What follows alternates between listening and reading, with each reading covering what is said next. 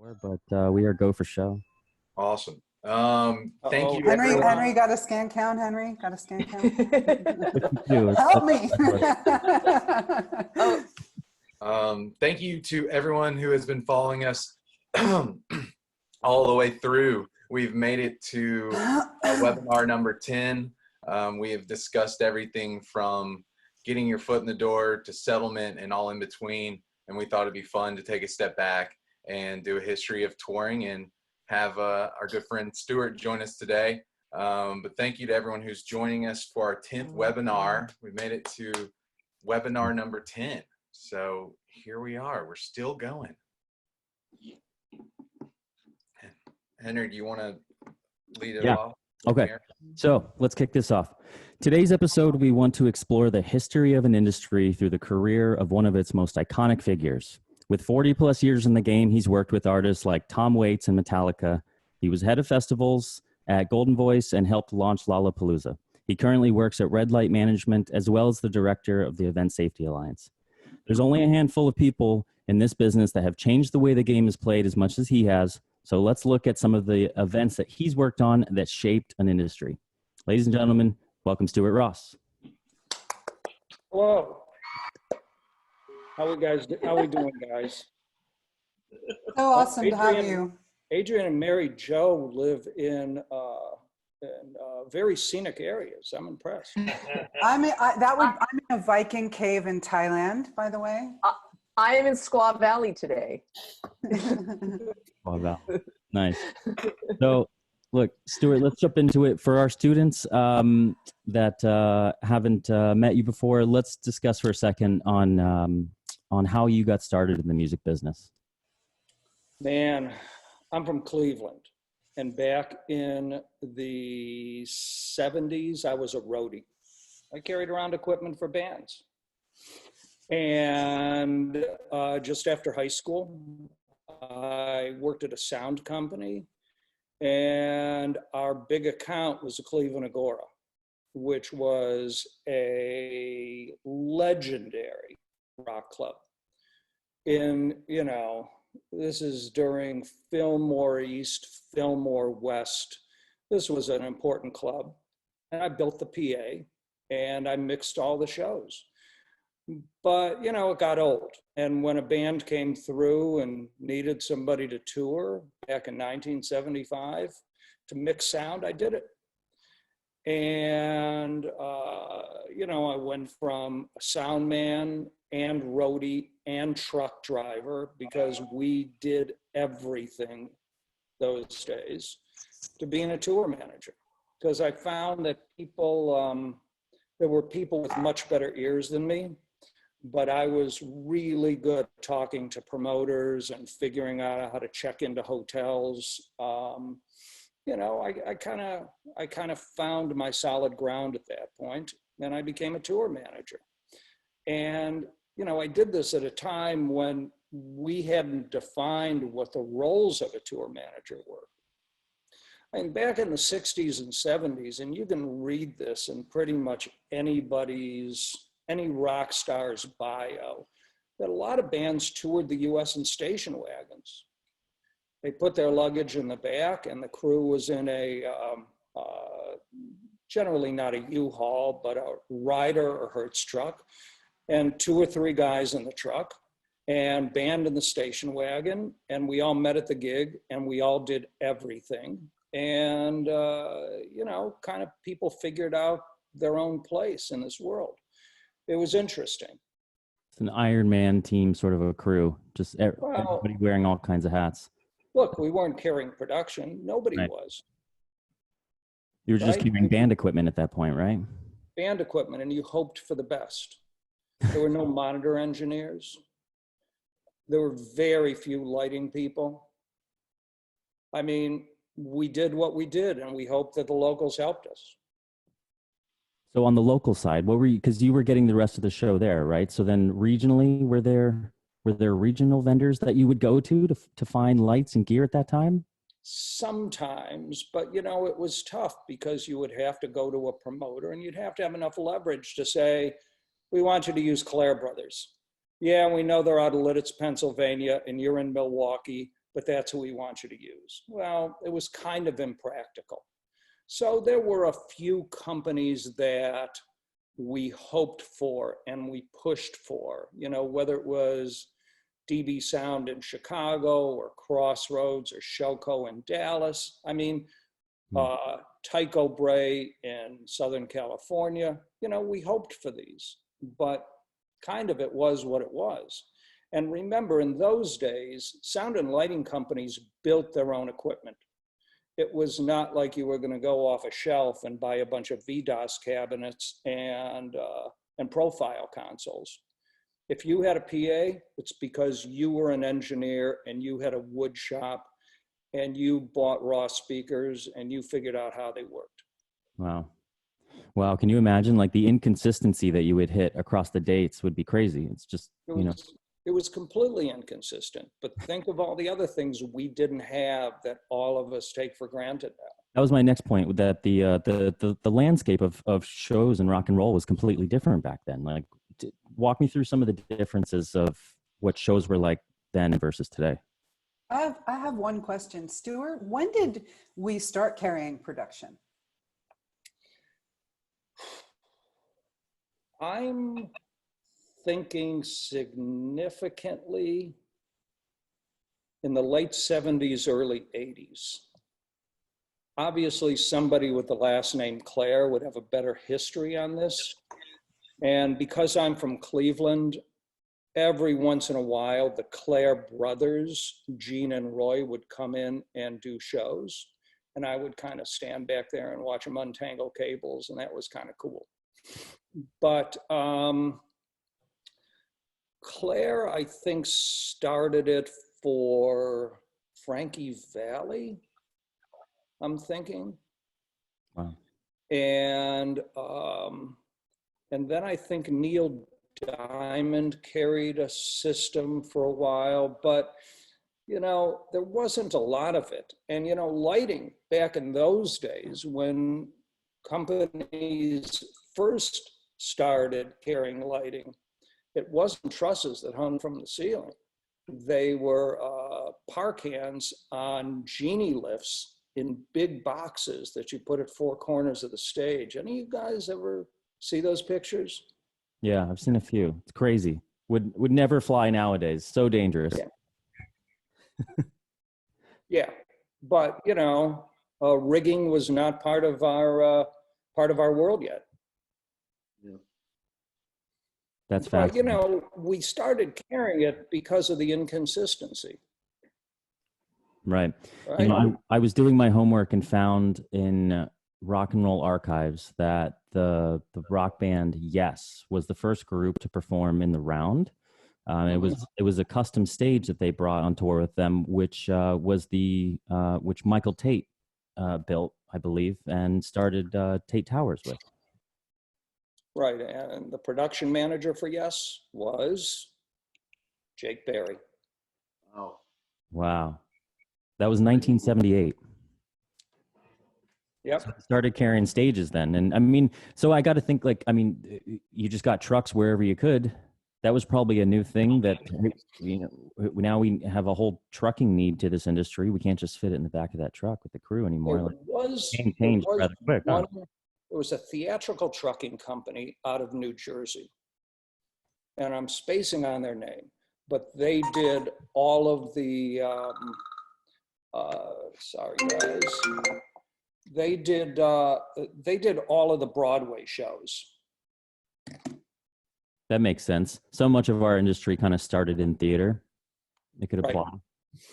But, I don't think it worked out for a lot of reasons. And probably one of them was that it was a union company working union rooms for union shows and just didn't translate well into rock and roll. The guys on the panel over here, Tim and Blaine and Bobby think it was Clark Transfer. That's exactly right. It's Clark Transfer. Clark Transfer.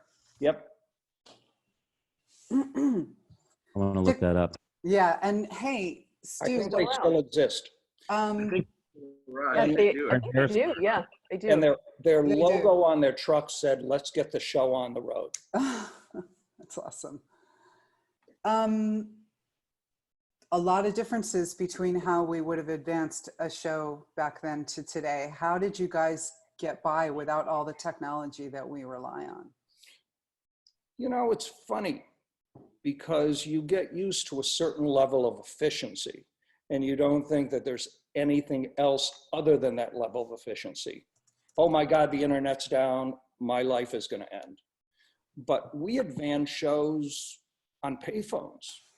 We advance shows from dial phones in hotel rooms. And mind you, that was very expensive. Okay, I mean, long distance calls were a fortune. We don't think about them now, but it was a lot of money, and we figured out every potential way we could beat the system. And the riders, the small riders that we had are, we need a telephone backstage. And I remember fighting the battle for phone lines in production offices and at festivals all the way until after the late 90s. I mean, you had to have phones and we had to have the phone numbers 3 weeks in advance, and the phone companies were not going to play fair with us. Do any of you guys remember having a fight for landlines? Yeah. David? Mhm. When I started, I remember it being important to get the phone numbers in the office of where we were going to be. And, but then it quickly became outdated because, you know, then everybody had cell phones Then it became voice over the voice, you know, internet Yeah. calling. right. But also, Yeah. making sure you had like a 800 calling card. The Sprint right. cards. They would right. never have the open lines. That's Yeah. right, with 35 access numbers. And if you dialed it wrong, you had to start all over again. But it became a big settlement issue too, because, you know, we would ask for, I don't know, 6, 10 phone lines, and you'd get a bill from the settlement for $1,500 for telephones. And it's like, what? Where did you get this number? That's what we charge. Wow. Yeah. Like, well, that's not what you pay. Stuart, did you advance shows with like a notebook? You know, as you I did. Do You know, have any of those notebooks? we built, every tour manager and production manager had like their own little cheat sheet. And that's how we created tour itineraries.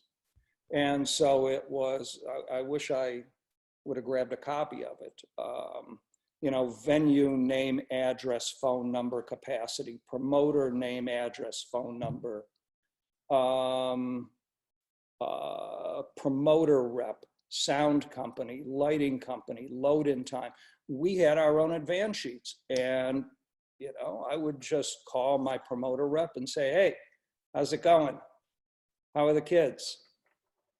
Everything good with you? And then we would start to advance a show. Says, okay, how many trucks do you have coming in? What time do you want to get in? By the way, I got to give my my guys a break at noon for an hour. What do you want to do about catering? I mean, it was, you know, it was a 1 hour conversation. And, but at the end of it, we had all the information we needed to do a show. And we developed relationships with all of the people that we spoke to. And a lot of those relationships continue today. That's something that we've touched on in all of our episodes, and how much that matters in this industry and building the relationships. Even with using technology, that phone call is going to make a big difference in how the shows go. So that's something that our students have learned. But I mean, that's crazy. I looked up, I wanted to know when the fax machine was invented in about 1965. Was that something that you guys started carrying on tour at some point? I started carrying a fax machine, I'm thinking in the 80s. And it was really the easiest way for me to get information to the promoter. Whether it's stage plot, I don't have the rider. Can you get me the rider? It's like, yeah, hang on. And we'd go into our hotel rooms and I'd get my travel agent to put in the hotel rider that I needed an 8-foot banquet table, because we weren't carrying around 4-pound MacBook Pros. I had a Pelican case with a fax machine in it. And I would sit there with a hotel phone, and, you know, if somebody asked me for a rider, I would take it out, put it in the machine, and send it to them. And that's how we communicated. And yeah, you know, it seems that that was clunky, and it was, but that's what we had, and we made it work. That's the whole idea, is just making it work. All right, There was no other way to do it. Right. You know, I mean, touring existed before fax machines, obviously before the internet. It existed before FedEx and priority mail. All the innovations within that period fascinate me, because it sounds like it sounds so archaic now, but I find it fascinating to even the point of like rigging didn't exist. And so now all the lighting companies had to invent rigging, trussing, like all the basics that we sort of take for granted now, you guys invented. Right. You know, so it's, you know, all out of necessity. And then it was driven by, you know, the artist shows, right? That article you sent me last night about the stick show was fascinating, because, you know, they really changed the game, and we'll share this in the on the site in the chat, but like they changed the game so much, and as I pointed out earlier, invented the ad mat from the Styx tour. Right, because again, there was no consistency. Yeah. If just to do 101 vocabulary here, ad mat is the sort of the official graphics that you can use to promote a tour, is the easiest way of using putting it, and that is shared between all the promoters. And but you know, all of these innovations seem you know, so far amazing. I wonder what we're going to do next, but I wanted to move on to the story of Lallapalooza, because you were instrumental in starting the festival. Can you take me back to, what was it, 91 that started? Started in 91. I was the tour accountant for the band Jane's Addiction. And I joined when they were a club band that was kind of pushing its limits every night. Every single show was sold out. And, you know, they needed a lot of attention. And Ted Gardner, who was the manager and the tour manager, said to me, "I need a tour accountant. Can you do it?"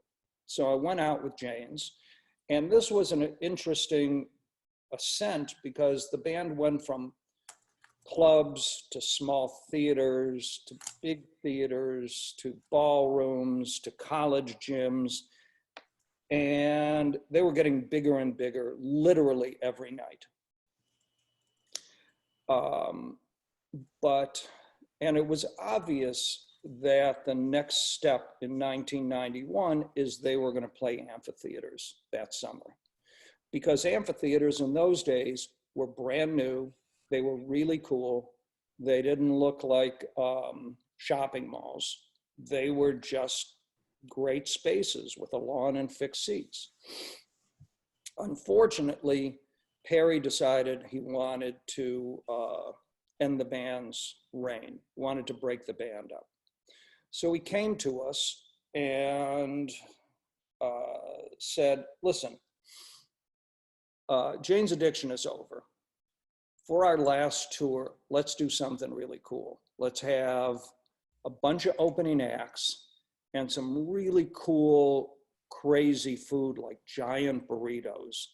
And we'll have art, and we'll have political booths, and we'll put the NRA next to PETA. And I have a name for it. It's going to be Lallapalooza." So we went, okay, well, let's figure it out. And we identified 6 other bands, and William Morris built this, actually it was Triad at the time, built this package, and all the band, and it was really, Lallapalooza was nothing more than a Jane's Addiction farewell tour. But what none of us anticipated was how big this thing was going to be. So we do this festival, and, you know, Perry's idea was that alternative music isn't that alternative. There's a lot more people that are into it than we recognize, because alternative music back in the early 90s and late 80s, you heard on K-Rock at what, midnight? Yeah. Right? Yeah. You know, it hadn't hit its stride yet. Yeah, it was still So- a culture at that point. So Right. Perry had this idea that these bands put together are all going to be great. And we put it together, and, you know, we figured out very quickly that, you know, the world wanted this. And, you know, as a man of his word, Perry did break the band up after the 1991 tour, and we formed an organization to continue to produce it, which lived until 1997. We did, I don't know, about 300 shows. Wow. That decision to keep it going another year. I mean, it's good. You guys saw that you really had something, but I mean, to clarify, like, this hadn't been done before. Like, No, taking a multi-stage festival across the country like that, it was the first of its kind, right? pretty much. There was a festival called WOMAD that was out there that I don't think kind of ever got its legs. And there may have been another one, but I remember going to WOMAD, which was, you know, a world music festival. Peter Gabriel was involved with that one. But as far as a real mainstream music festival, yeah, Lala was the first. And the fact is we couldn't fit into most of the venues we were going to, because we wanted entertainment in the plaza area. And we had a guy working for us named John Rubeli, who decided that we should have a second stage. And it was exactly at the time that a stage line built their very first stage, and we bought it. We bought number 001 of a stage line 100. Wow. And we put it in the concourse area of amphitheaters, which at that point, again, didn't, you know, have Jeep activations and stuff. It was pretty much, you know, hot dogs, beer, and everything else was wide open. And we tore out fences in a lot of amphitheaters and expanded the place. Tim McKenna's, I think, on here, and Yeah, he said. you know, we worked with him a lot in the Northeast, trying to figure out how we're going to put, I don't know, 22 trucks of stuff in an amphitheater. But, you know, there were no second stages.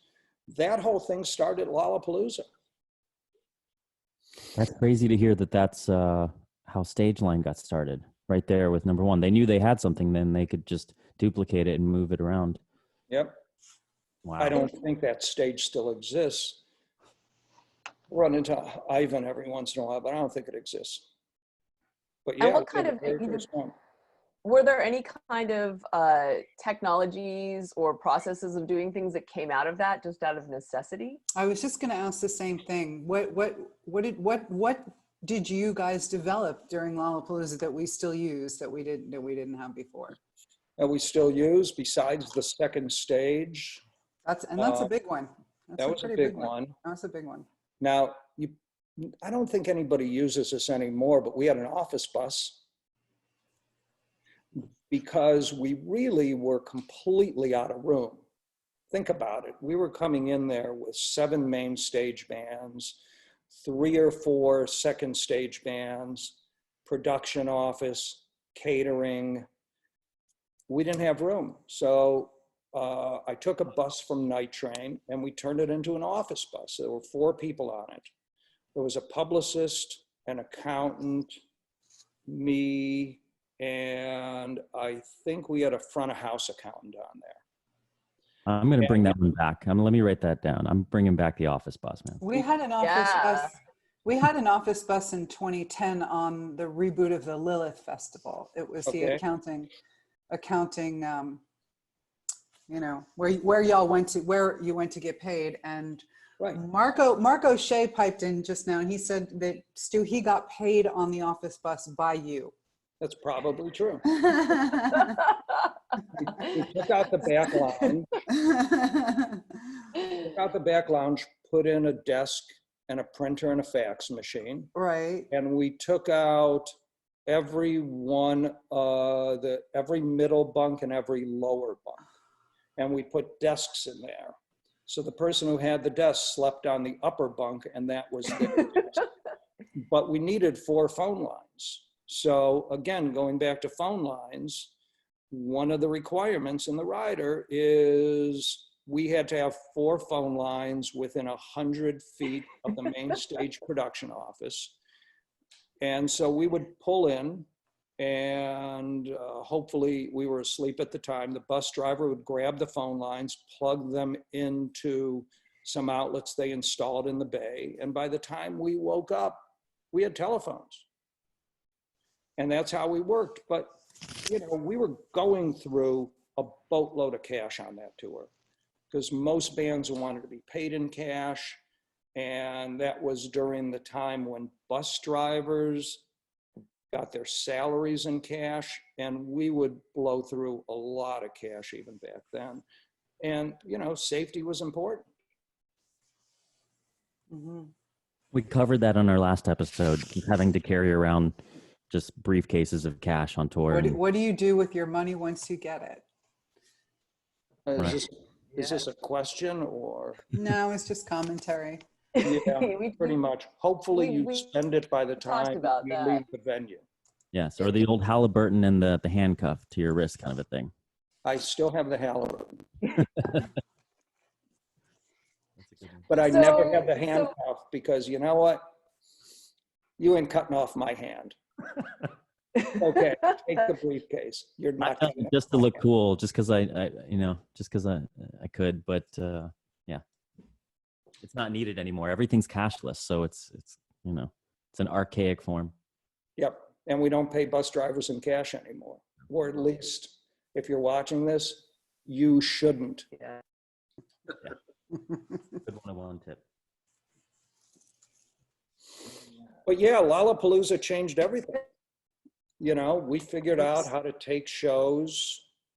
And, you know, we carried all of the food vendors, all of the craft vendors. There was one year where we carried a small carnival, and we were doing one-nighters. So the show ends at 11 p.m. and hundreds of vehicles hit the road and make it into the next city so we could unload and open up by noon. And we did this every single day. But, you know, show timing was critical. A band couldn't go over, because if they did, then the next band would start late. And if they start late, then the show's going to end late, then the loadout's going to be late, and the load in will be late. And we could not take that chance. And if a band went over, we'd pull the power. Wow. I'm not going to mention any bands we pulled the power on whole, but we had to. Right. There you go. I think she's glitched. So, MJ, can you guys hear me? Yeah, we got you. Yeah, Okay. go. Go for, Yes. go for MJ. So moving forward, you know, you've created the festival industry. It's gotten bigger, and now we have a thing called Coachella. Right. And you were there. And can you talk about technology and how you were kind of at the forefront of implementing some of the technologies that we take for granted on festivals now, like RFID? Well, RFID came out of a necessity. You know, many people forget that Coachella was not always as wildly successful as it is now. You know, in its first 9 years, it struggled. But Coachella, until, MJ, you're going to have to help me on this, I think until 2009 or 2010, never sold out. and people would try and buy tickets, but they would bypass the box office, which was near the venue, and try and jump the fence or dig under the fence.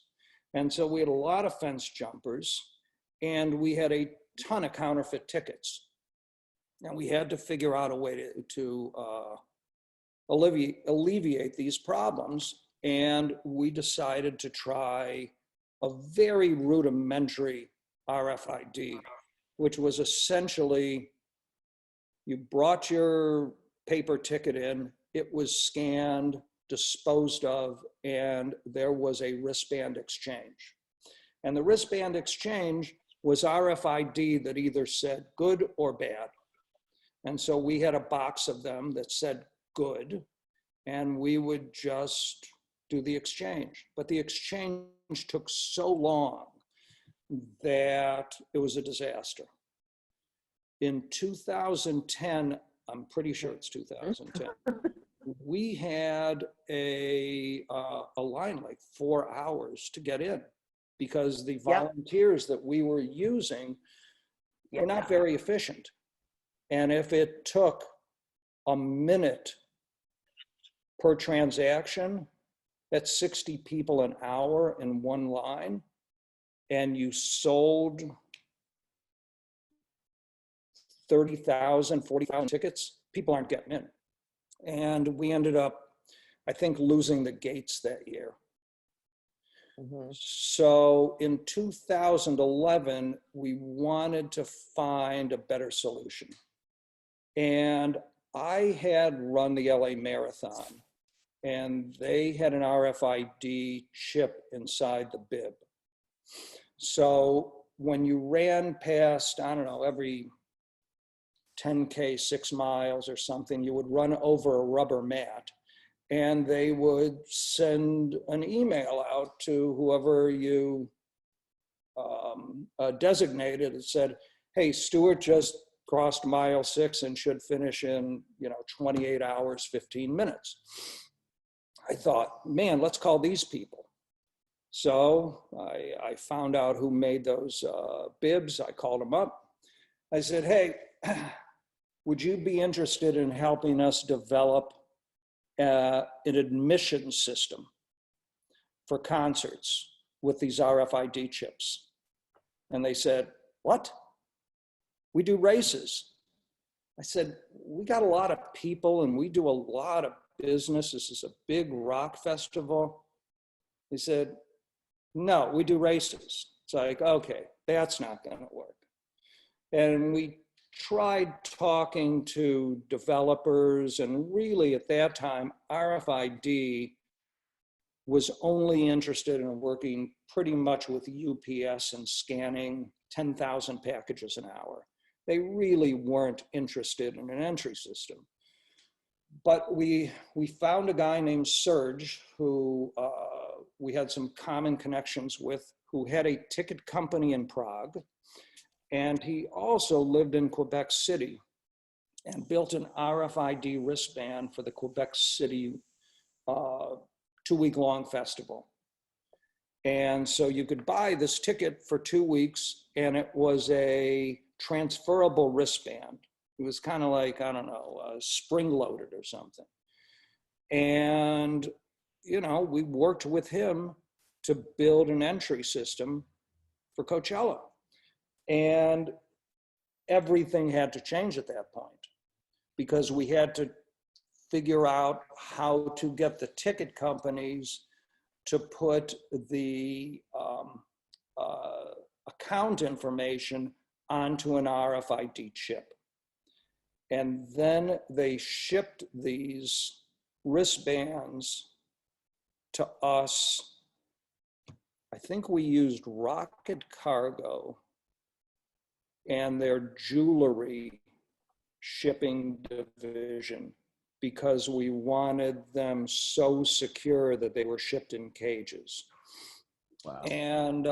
And we sent them out to a merch company that AEG had an interest in, and we scanned them put them in boxes, and then put them in priority mail envelopes. And we did this, a bunch of us at AEG. And that was the beginning of it. And, you know, it worked great. It was perfect. Yeah. Now, year number one, Serge sent out every engineer in his company and had tower computers at literally every entrance.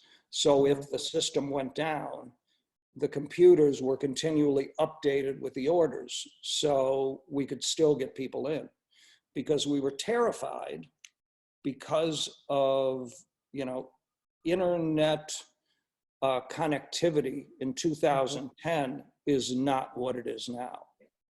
And we were lucky to be able to find a guy who worked for AT&T to help us string these lines and to configure the system. It wasn't turnkey. You know, there were no companies we could go to and say, hey, we got these 350 acres, we want internet everywhere. That didn't happen. And we were trenching the ground and laying down Cat 5 or Cat 6 cable. MJ, am I remembering this properly? Yeah, I remember having the Cat 5 cables running into the offices and running everywhere. And I remember it was a dramatic difference from 2010 to 2000. 2010, it was insane, and so many people snuck in, and it was just a combination. I think there was an early rollout of some sort of RFID that you're in camping, but in 2011, when you sent them all out and then everybody just showed up, it was truly revolutionary. It was crazy. It was amazing. So a really good question from one of our students, Laura Siles. She's asking, how long would you estimate the development process of the RFID from the time, you know, that you kind of, it came to be a little bit of a glimmer in your eye that it had to be done a better way till it actually became usable, I guess? I don't know, 6 months. Wow. It was surprisingly functional the first year. I mean, it didn't work all that differently from how it does now. No, it already existed because of this festival in Quebec City. Which is the Festival d'État, correct, Doug? Right? Now, Festival d'été de Québec. Right. It's Summer at the Festival of Quebec in French. and this is a festival that's still rocking yearly, by the way. We all do it. and I it's did a it like 3 years in great- a row. It's a spectacular festival. They are so on their game, and that stage is one of the greatest non-permanent structures that I've ever seen. How about So the great. dressing rooms? Do you remember them? Yeah, I mean, I've been there 3 times in the last 4 years Yeah. with various clients, and they really outdo themselves. It's such a pleasure to go up and work with those guys. And speaking of Montreal, go for Doug. Well, I wanted to just I can only echo what the guys said about Festival d'été. It's one of the best, one of the most fun, welcoming festivals in the world. And they do a fantastic job of turning the city into the city becomes the festival. It's a wonderful experience.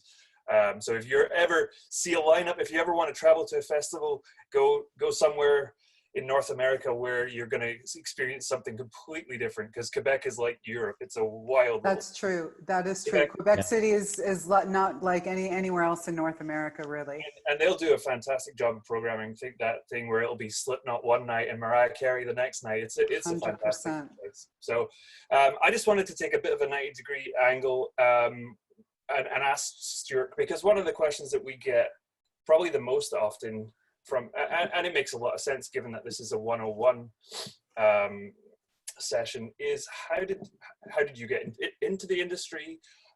What advice can you give me for getting into the industry? And when we had our preliminary chat yesterday, you came up with you had 4 suggestions that you give to people when they ask you that question, and I think it'd be great if you shared them with our audience today.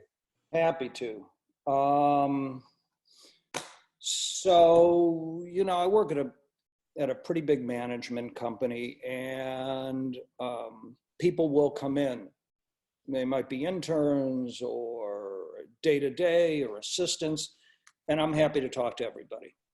and they'll say, I want to be a tour manager. And without being snarky, which I have, great skill at, I will say, why? I mean, really, what is your motivation to do this job? I'm interested.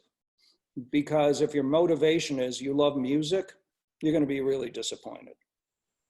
If your motivation is, I've always wanted to sit in a windowless room underneath an arena and not see sunlight and order stuff on Amazon all day, then, you got a good chance of being successful.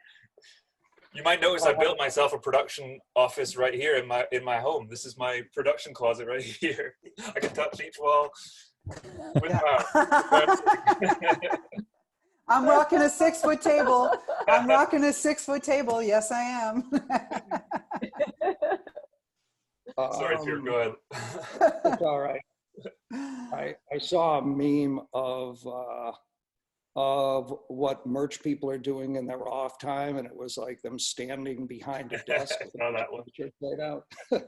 Okay, so the reality is to be a tour manager is to understand what the function of a tour manager is, which is incredibly hard to get your head around if you're not already in it.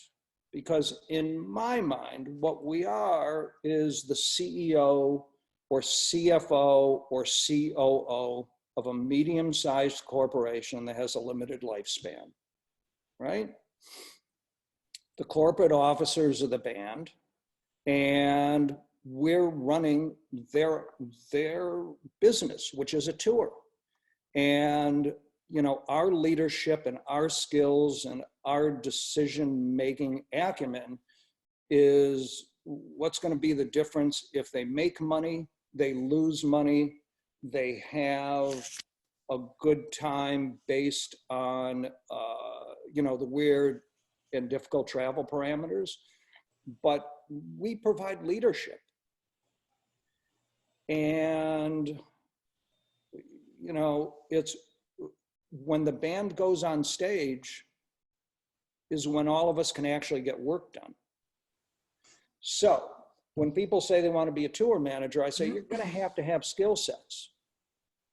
You're going to have to understand the industry you're working in. And so I suggest that there are 4 major skill sets, right? One is go get a job at a Ticketmaster box office, or doesn't even have to be Ticketmaster, any box office. What people don't understand, and even in settlements, is that part of it is understanding the path of the money. Where's that money coming from? And it's coming from ticket sales for the most part. And how are those ticket sales made, and how are those ticket sales accounted for? Ticketmaster has always given reports that are completely arcane and completely impossible to follow unless you've been doing this for a while. They're MS-DOS based reports. That's what an audit is. And learn how tickets are sold, learn why tickets are sold in a certain pattern, how tickets are returned into the system, how refunds are processed. Learn this. Anybody can get the job. It's probably a minimum wage job, and there's tons of them. Or even if you worked at, the phone banks, learning how income is derived, put your resume way up on the top. Because there's a lot of tour managers and tour accountants that can't read audits. Knowing that is critically important.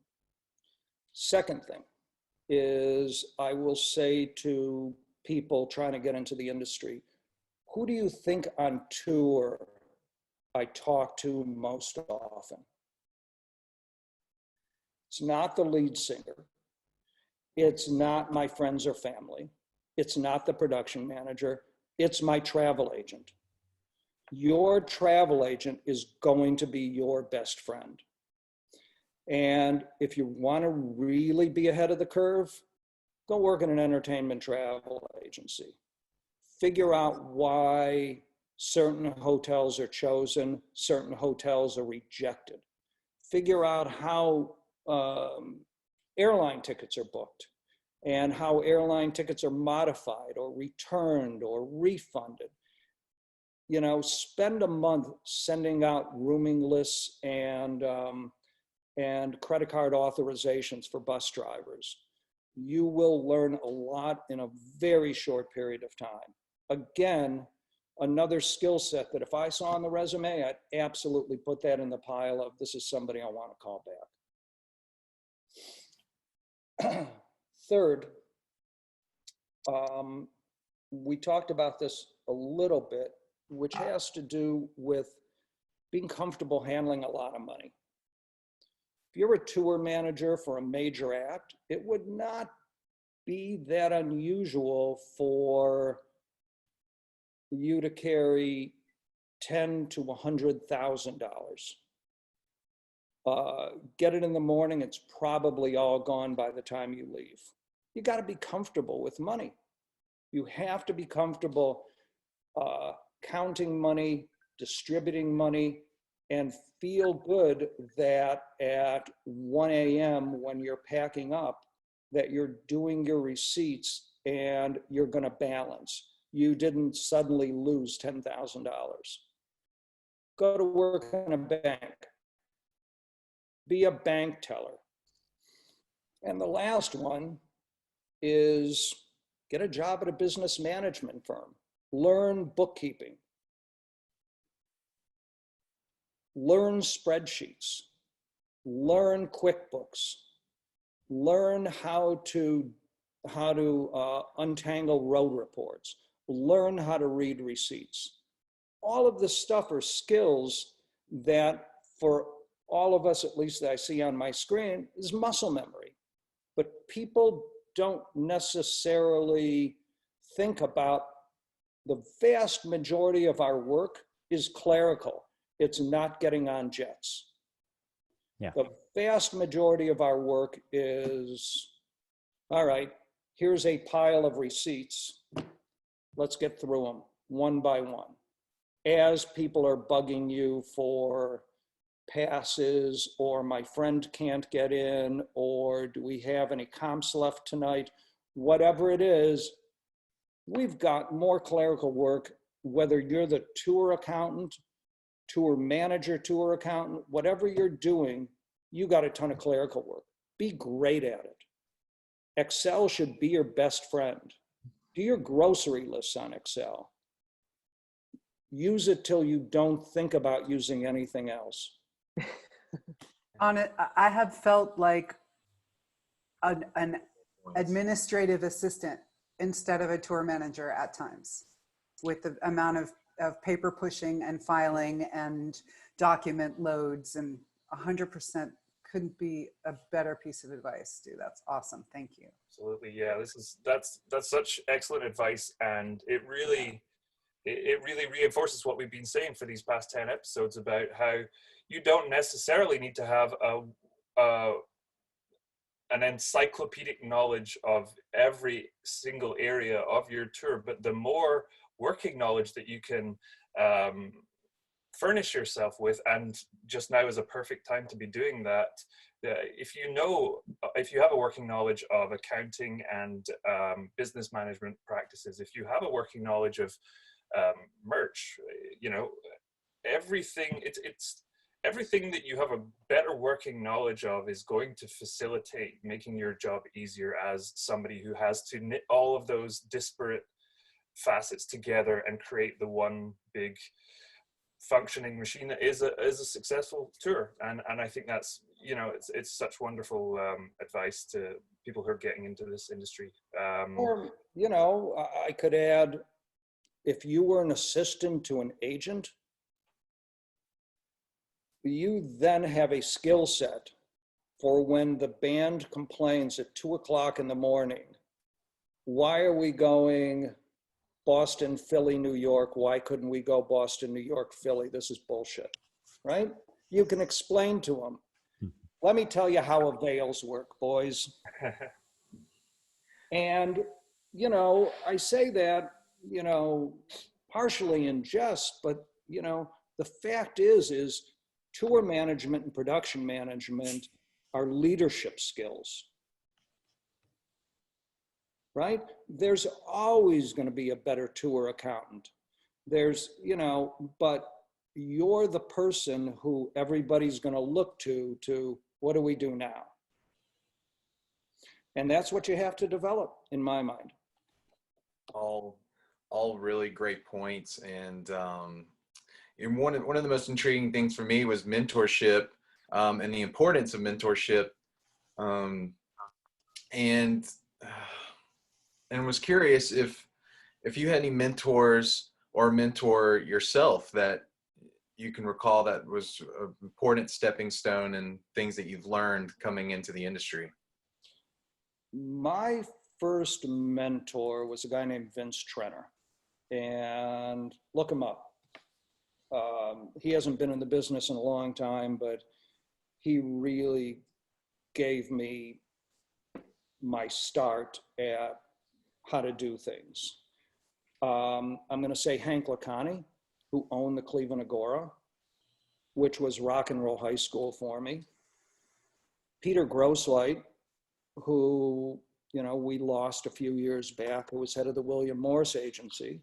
And when we were putting, and prior to that Triad, and prior to that Regency Artists, and when we were putting Lallapalooza together, I was working every day with Mark Geiger, Don Muller, and I would sit in Peter Grosslight's office because the deals we were making for Lallapalooza had never been made before. And we were really trying to figure out what exactly is this show worth in a particular market. And I would sit with Peter Grosslight all day. And it was fascinating. And it really showed me how you need to be a leader. Guy named Willard Alexander, who was one of the original MCA agents and had an agency called the Willard Alexander Agency, which was basically big band. But there's another guy who really helped me when I was in my early 20s working in jazz. And back in the mid 80s, I was a merch accountant for Rod Stewart. And the tour accountant was a guy named Doug McNeil. Very, very well-known tour accountant. And there's a lot of guys in the industry who worked for Doug McNeil, and he kind of invented tour accounting. And he was so cool to me. He let me sit in settlements. And I heard the back and forth and the dynamics, and I couldn't get enough of it. And afterwards, I would just pick his brain saying, how exactly did you argue that we shouldn't pay for firemen? And he would explain to me what his position was. It was fascinating to me. And Doug is really the guy who helped me out and showed me how you settle a show. That's great. And I got to tell you, Eric Barrett. Eric was one of my heroes when I was just trying to get into the business. And luckily, you know, Eric became a good friend. But Eric was the tour manager for Hendrix. And then he was the tour manager for Bowie when he was a stadium act, and Madonna when she was a stadium act. He was the guy I wanted to be. So Stuart, jumping off of that, could you also tell some of our viewers, what's a great way for an up and coming or starting out tour manager? How's best for them to network or to find jobs besides BobNet? What would be a great networking tool or tools from your standpoint? Right now, that's a hard question to answer because networking has changed so much. But developing relationships, and not just email relationships, get to know people, stay in touch with them. Who's going to know if you're a tour manager or a production manager or, you know, any management position on tour? How exactly are you going to find out that there's a gig available, right? I mean, you know, people who run sound and lighting companies are some of the first people to hear about what's going on a tour because they're on the very front lines. Develop relationships with people that own production companies, develop relationships with promoters, just stay in touch with people. Be a real person, not just a text. You know, get to know people. I mean, the people that I've worked with when I started in this industry, I'm still friends with. When you're going to do a show in Houston, you talk to Steve Lawler. And you know what? Even if it's not his show, you talk to Steve Lawler. Because that's how you're going to find out what's going on. Hey, tell me about this building. Well, it's not my show, but here's the story. Right? I mean, we talked about relationships, and we talked about the fact that while we are such a technology-based culture, when you're advancing, pick up the telephone and establish a line of communication with the people that are going to be your show partners on that day when you roll in the door. Otherwise, how would we have people like Tim McKenna that we can talk to all the time or see 3 times a year? And Tim McKenna is one of the guys, when you did a show in Boston, you're going to call. He's here, by the way. I know. Tim, how are you? While we're on the subject of networking, I just wanted to jump in very briefly, Stuart. And since you're with Red Light, I wanted to get your opinion on touring personnel reaching out to management, cold calling, essentially. Because for me, I around 8 years into my career, I moved from Europe to North America. And in the first 18 months, I was on an album cycle with the artist that brought me over here. But after that, I didn't have the same network of contacts that I had in Europe. And I found that work was really quiet for a while. And for me, I sent out some polite emails to some management companies and I got a gig from that. What's your opinion on receiving resumes and cold call emails from touring people that you don't know? I mean, for me, it's fine. But big management companies, what people don't understand about them is it isn't for the most part, a top-down organization. It's a series of satellite organizations that work under a shared roof. And so you could send it to me, but there's going to be 50 other managers who are not going to see it. And unless somebody reaches out and sends a company-wide email that says, I need a tour manager, you know, you're still just talking to one manager. Sure. So it's a little tough, but developing relationships with managers, with the day-to-day managers, these are great. All this stuff is good. But, you know, right now, advancing seems to try and push as automated as possible, right? Whether it's a master tour, I get like yelled at when I call it master tour database, but that's how I knew it. But, you know, whether it's master tour or can you fill this out, you know what? Do whatever you have to do, but call the promoter rep. Call Tim McKenna and say, hey, Tim, how you doing? Is there anything about this show I need to know? That's just, you know, that's just good business practice. Reach out, talk to somebody, find out who they are. These are the same people you're going to deal with time after time. Get to know them. Make sure they get to know you. So Stuart, is there anything that you would tell an up and coming tour manager of not to do networking wise besides, Good question. yeah. Well, I could throw it all back to you guys, but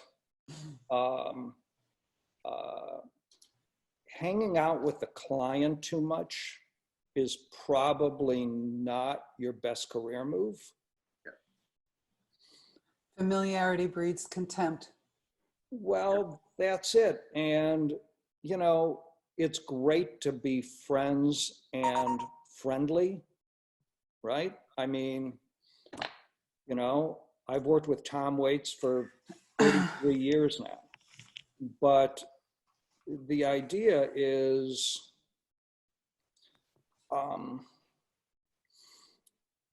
be a professional. Don't be you don't want to be the social director. Making sure that the bus has one more case of beer than it's going to need because there's a lot of friends. You know what? That's not really our job. Consider yourself the CEO of the company. What would the CEO do? And just be a professional. You know, don't be a buddy. You know, you're far more valuable to your client because you know transportation options when you think the bus might not make it to the next city than you are saying, you know what, I got a stack of passes in my pocket. How many do you need? Prioritize. I don't know. What do you guys think? You do this as much, if not more than me. Oh, that's a really good point, because we've talked over our episodes about learning these skills that bring value to you as a tour manager or in any role. So you're right, being able to, you know, handle things on your own, wear a lot of hats. But on what not to do, I mean, there's a sense of you know, knowing when you're stepping over the line and maybe getting too annoying in the way that you're trying to pursue a job. I think it's important to understand as you try to get into this industry that although we're all eager to get work, it takes time. And, you know, if you're on my radar as somebody that I'd like to hire, I may need to wait until my next client, my next tour, next year to be able to hire you. You know, those opportunities only come up so many times for us where we can bring in people. So patience is one that I try to spread out there. I think for me, it's never lie on your resume or never be over boastful, because we all know each other. Right. And we will ask. Like, we can fact check easily. Yeah. Yeah. That's a very big one for me. And I have received resumes from people. I got a resume from somebody once that said they did my job. So, you know, and actually down the road, I will be fair and say this person did do well, but early on they made some missteps, and that was one of them. But I would say never lie or over exaggerate on your resume. Because you know, it's fine if you don't have a ton of experience. Like Stuart says, sometimes I'm looking for somebody who has the right attitude, you know, the right personality, you know, the right work ethic, and a little bit of experience. Right number for your budget too. You might take in somebody like Adriane knows I took somebody in for doing dressing rooms that didn't have a lot of experience, but I knew she was a good worker because she fit my budget, and I brought her in for that reason, because I knew she had a good work ethic even though she didn't have the experience. Right. So. And the thing is, she wasn't, are we talking about mermaid hair? Yeah. Oh yeah. Yeah. Okay. She's got a good career now. You know, she did well. She definitely did well. An interesting question here, guys, this is great. From Attaboy, who is our friend. Hey, that's awesome. He is asking, what if you're an established crew member and you have a good solid touring history and you're technically proficient because let's just say you're a lighting crew chief for huge tours and you're really well known, but you want to up your game and potentially go into maybe tour or in this case, production management. What are you recommending, Stuart, for folks who want to level up a little bit and are fully qualified to do that? Well, you know, if the way you're describing it, unless I'm misunderstanding the question, is you're probably moving up towards production management. At that point, if you're technically really proficient, then production management is the path in my mind. Right? And how do you recommend a crew member goes about making the first step to make the transition beyond just, you know, kind of going, I'd really like to do that and I'm probably really well qualified for it? You know what? I would say two things. One is put yourself out there. Show that you have the motivation by taking leadership roles, and then set your sights on a gig probably 2 or 3 levels under what you would want. Okay, so for example, if you were the lighting crew chief for a multi-truck arena tour, go in as a production manager for a theater tour. Right? Okay. Don't think that you're going to go from lighting crew chief to Billie Eilish production manager overnight. I don't know. I just picked that act out of nowhere. I have no information about her crew. But, you know, just set your sights a little lower and go out on a 1-truck theater tour. You know, Fantastic. Hopefully that 1-truck theater tour will end up being, you know, a 4-truck theater tour, and, you know, you get noticed. Yeah. You know, you got to give yourself a chance to learn from a professional that's already in that position. You have to see how the job is done and learn from them sort of hands-on to know how to do it yourself when you get hired to do the job, you know. You reminded me of like a quick example. When I started with Fall Out Boy, they were coming up, but I was able to production manage them at a smaller scale. And as they were rising, David Norman was brought in to production manage, and I moved down to stage managing. And so then I went into that role and learned how to stage manage a 10-truck tour under the supervision of 5-1. And I learned a great deal of stuff doing it that way by having this experienced person underneath me. But you still gave me the room I needed to learn on my own and run it. So that's essentially how our industry is taught hands-on. It's a mentorship and a trade, a craft that we pass down from one to another. Yeah. I remember, you guys all know Charlie Hernandez. I don't know how many people watching know Charlie. Charlie's one of the most famous and accomplished production managers in the business. He started a nightclub in Atlanta about the same time I started a nightclub in Cleveland. He worked for a legendary promoter named Alex Cooley.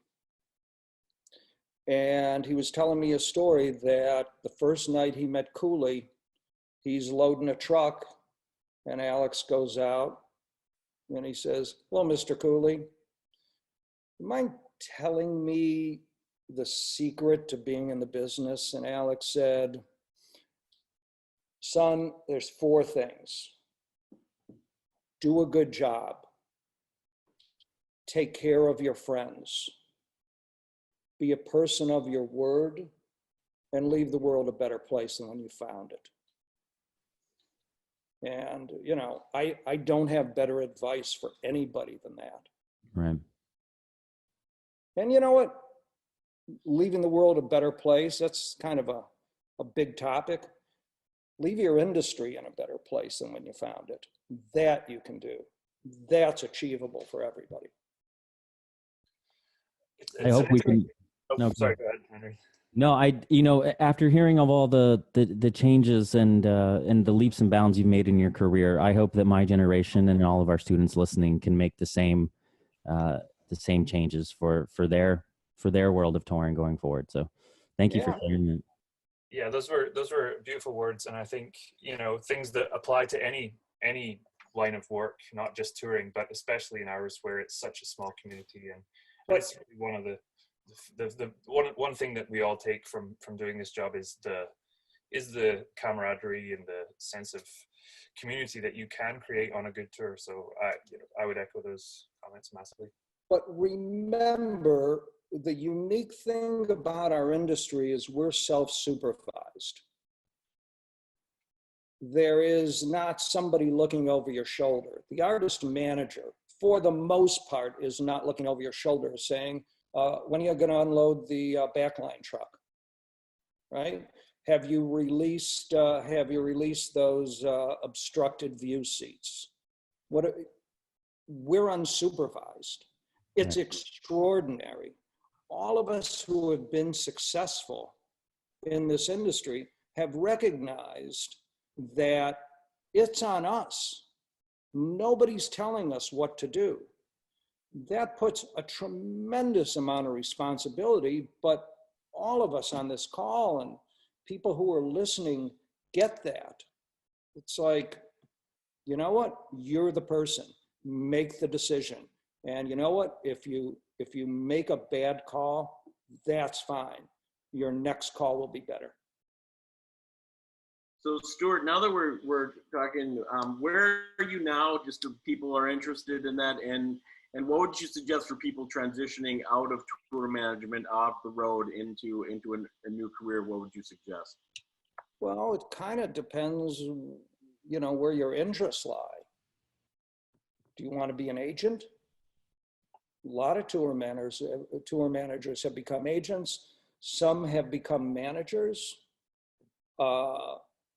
I think more have become managers and were unsuccessful at it because they became managers, because the tour manager often has the artist ear.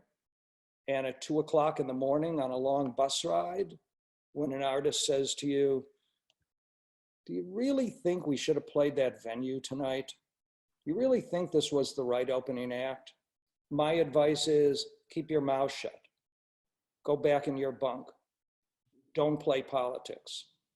But if you really think you have a skill at career development, go for it. Find an act, manage them. Get a job as a day-to-day in a management company. They're not that difficult to get as long as you live in, you know, LA, New York, or Nashville. Figure out what you want to do. You know, I know some tour managers who have done very well transitioning into travel agents. Quite a few. Travel agents, if you have some good clients, do very well for themselves. Mm-hmm. You know, there's tons of gigs. If you were a tour accountant, you can be a show accountant anywhere. Go to work at a local venue. You get to go home every night. You settle shows. I mean, there's a ton of things that you can do. It depends what your interests are. Fantastic. How do I get your job? Management, because, you know, I thought that path was really, really fascinating.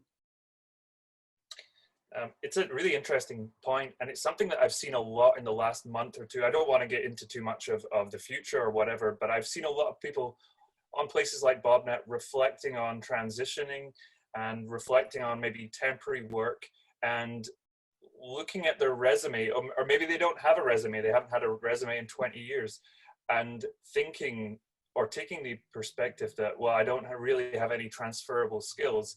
And I'm just thinking, if you're a tour manager, that's the biggest pile of nonsense I've ever heard. You have so many transferable skills because you have to wear so many hats and you have to become adept at so many things that can transfer into other industries like sport, any aspect of entertainment, the sporting entertainment side of things, travel.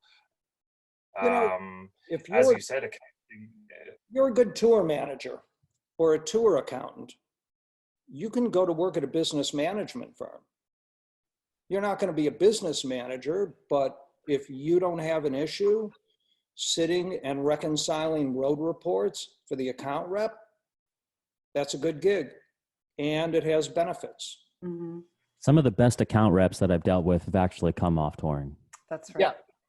Yeah. I know somebody just now, actually, who just now took a job at a trucking company doing dispatch, and she's a stage manager. She already knew the DOT rules. She just walked right in. Well, some of you folks know Jen Altermont. Mhm. MJ, you know her. Few Yeah, of you folks very well. know her. She Yeah. worked on Coachella for many, many years, and she worked with me on a number of projects. During this off time, she's been studying to be a CPA. At UCLA, I think it's an online program, but it's a very intense online program. And when she finishes, she can go into any business management firm she wants. She'll be a CPA. Right. Kelly Weiss, who worked with me on Lallapalooza, I don't know that any of you folks know her, went to law school at night. She was doing marketing and ticketing. Okay, imagine that combination. She went to law school at night, and now she's head of legal affairs for Live Nation Global Touring. Wow. So, you know, don't think you can't do this. That's amazing to hear the career paths of tour managers and where they go. You know, we've spent so much time focusing on how to get their first job and how to do their first tour and so forth in this series, but then hearing where it could branch off to is fascinating. I think our students really appreciate that. Yeah. All right. If there's any more Q&A? I wanted to go back to an earlier question from a new, and I can't find it. Aha, yes, Kelly Murray. So Kelly had asked, just to throw back, Stuart, how you guys handled merch back in the day and how you settled and he takes his glasses off. Okay. That's a good question, Kelly. Back when you carried a gun. No, but I will say we were far more aggressive with bootleggers than we are now, because as you grow older, you hopefully grow less stupid, right? But, you know, merch was not significantly different. But we were talking yesterday, it wasn't that long ago, it was in the 90s. There was a period of time when venues decided that they could charge 40% merch, right? I mean, it's ridiculous. Right now, you know, 15, 20% artist sells, everybody's happy, right? But venues were like, no, it's 40% or don't sell. Well, there was a story that I heard from Garth Brooks' agent, where Garth in this must have been the 90s, was playing stadiums. And he was a huge act, and he's still a huge act. And he went into the stadium, he went into a stadium, and I don't remember where. I'm thinking it was in the Midwest, like in Oklahoma. And the venue told his merch people that it was going to be 40%. And they said, we're not paying 40%. He says, well, then you're not selling. So they went back and forth. The venue didn't budge. And Garth's merch guys put the stuff back in the truck, never loaded in. And, you know, it's a stadium show, 40, 50, 60,000 people. That's a lot of money that you're walking away from. And Garth goes out on stage, and sometime over the course of the evening says to the audience, hey, maybe y'all are wondering why I don't have any t-shirts for sale. He says, well, venue really wanted to charge us a lot of money to do it. I'd have to raise the price of the shirts, and I just can't do that to my fans. But there's a Holiday Inn right across the street. And after the show, if you go in the ballroom, all of our shirts are for sale at a very reasonable price, and I'll be there. Love to meet you. Right? That is the Classic. ultimate story on leverage, right? Do you That's think amazing. That's amazing. Yeah, another collecting 100%. stadium ever came back to the Garth Brooks people and said, we're not negotiating? I think they all negotiated after that point. Pretty I love amazing. leverage stories. It's a great leverage story. So, Stuart, another, John Paul asks, can you identify someone or an individual or company that would be responsible, or maybe it's couple individuals, couple companies that would be responsible for shaping the concert industry as we know it? Oh, yeah. There's so many. Rocket Cargo, Clare Brothers. You know, before Clare Brothers, it was Clare Brothers and Showco, and then they merged. If you guys don't know who ML Procise was, look him up. ML. Yeah. You know, upstaging, Senators' coaches. We had Shannon from Upstaging on with us. We had John Aiken on with us. Yep. Yep. I mean, did. these are the people who built the industry.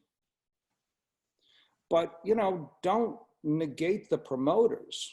Right. You know, the promoters were all very important individuals as I was coming up in the business, but there was no Live Nation. Every market had their own promoter, and you got to know them very, very well, and they became lifelong friends. And they all have their very unique personalities. I mean, those of you who have worked with Ron Delsner, Right. Yeah. Ron Delsner is one of the last kind of unique, larger than life personalities. I mean, He's what we call the concert impresario. yes, Bill Graham's. And he's still rocking that pink jacket.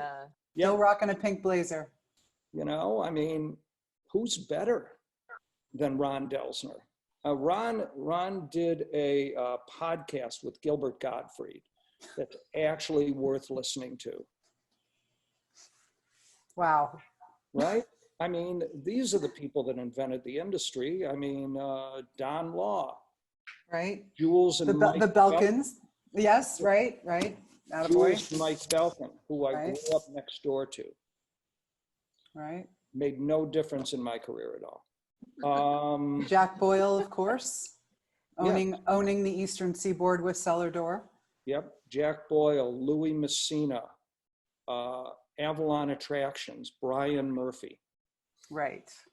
I mean, these are Barry Fay, who was the first Very fair. person I ever had a job with on a runner gig for free. And you got the guys that are still in it, the ever-present John Meglin. Yep. You know. These are crucially important people to our industry. And yeah, there's companies, and we all know Clare Brothers and Upstaging, and you know, PRG is, you know, a conglomeration of a number of smaller lighting companies over a period of time that are now called PRG. But you know, the guys who owned the lighting company LSD, which was a crucially important company, are part of PRG. Nick Jackson. Right. Tim Murch. I mean, these are the people. These are absolutely the guys. I think Your name something interesting we were discussing yesterday on our call is how these people that started out, and you were talking about this yourself, Stuart, that all these innovations came about just because of seeing a need and moving forward. And like, okay, we need to figure out how to do this. And that's still happening. Anybody who's watching may see a need. And, you know, that's how the industry moves forward. And there's innovation. It's just seeing what's in front of you and figuring out what needs to happen. Yeah. Yeah, I mean, we all figured it out by doing it. We didn't take scripts from other people. We just figured it out, which is exactly what we do every day at a show. We come in and we figure it out. We go into the venue and it's not going to be right, not ever. And we're going to figure it out. And there's going to be a show. And you're going to be the person who has the ultimate power. Because at 8 p.m., you can go up to the stage manager and say, house out. And that's it. And thousands of people go crazy. But we figure it out. Just since we're talking history here, just before we wrap up, if you can indulge me for 1 second, I wanted to share a story that my dad told me when I was really young. My dad played in bands in the 60s and 70s in Scotland, and was my motivating factor for getting into music and for getting into touring. He played in this band, and they were touring, and they had this huge show where they opened for the band who were #1 in the UK charts at the time. I forget the name of the band, but it was a huge sold out show in a ballroom in the southwest of Scotland. And they were the opening act, and they played for an hour, and the promoter came on stage and whispered to my dad, who was the singer in the band, "Oh, the headliner running late, just keep going, just keep going." And they played for 2 additional hours, 3 hours in total. They just kept going, they just kept going. And eventually the band turned up, and they went to stop the song, and the band was just like, no, keep going. The singer from the headline band came up to my father, and he said, what key are you in? What are you playing? And they had a chat. They started loading their gear on the stage as they're playing, set up, and they just started jamming along with the opening act. And then slowly they took over. My dad loaded their gear off stage, and the headliner went along. And that's a sold out show to probably 2,000 people. And it's fascinating to me how much the industry has changed now. If you go to an arena show or a festival, and you see huge productions being changed over in 15, 20 minutes, and then just going off seamlessly, time coded and everything else. So it's fascinating to me, the changes in 40 years. And it's fascinating to think about what the changes will be in the next 40 years. So I just wanted to share that little story with you guys. It helped when they invented casters, right? That kind of made a big difference for us. What year was that? When things could roll, that's great. Roll stage. The biggest innovation in touring, the caster. Marco says rock and roll. Right. When the rock started to roll, we got casters. Well, Stuart, thank you so much. Your name definitely exists on that list of people that have changed this industry. So thank you so much for your time. Thank you. And I just wanted to end it. Last question. What's number one story of a time when you were on the sidelines of rock and roll and you thought, man, my job's cool? Is that a favorite moment? Is that a favorite moment question, Henry? Yeah. Everybody's got them. Yeah. God, man, there are so many, whether it was, recognizing at Lallapalooza, like, all right, this thing's going to change the world. Wow. Finding out, I'll tell you a good story. Okay. Lallapalooza 1993, we were having a difficult discussion with the representatives of one of the acts that we wanted on. And I'm not going to mention names. The representative said, "You're going to pay us what we tell you to pay us, because Lallapalooza means nothing, and our act is going to be what sells the tickets." And I was kind of offended by this, and I knew it wasn't true. It was gaslighting. So I called Andy Surzan, Jam Productions, because we were planning on playing at the amphitheater. At that point, it was called the World. God knows what it's called these days, right? And it was the biggest amphitheater in the country. It was 30,000 seats. It's a bank now? Of course. Right? Of course. I have to check. The First National Verizon Bank Amphitheater or something. Right. And I said, "Hey, Andy, I got a problem. I need to prove the value of Lallapalooza." He says, "What do you want to do?" I said, what would you think about, we put the 3 Stickmen logo figures into an ad. We do a full page ad in the Chicago Reader. The 3 Stickmen and the date, and no bands attached. And he said, let's try it. So we did the first ad for a festival with no bands attached to it.